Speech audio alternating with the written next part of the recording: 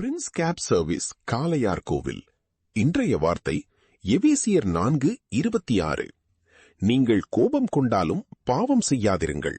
சூரியன் அஸ்தமிக்கிறதற்கு முன் உங்கள் எரிச்சல் தணிய கடவது. சிறு தியானம். கோபம் என்பது மனிதர்களுக்கு இயல்பான உணர்வு. ஆனால் அந்த கோபம் பாவமாக மாறாதபடி கவனமாக இருக்க வேண்டும் என்று தேவன் போதிக்கிறார். கோபத்தின் காரணமாக மற்றவர்களை காயப்படுத்துதல், பகை வைத்திருத்தல், பழிவாங்க நினைத்தல் போன்றவற்றை தவிர்க்க வேண்டும்.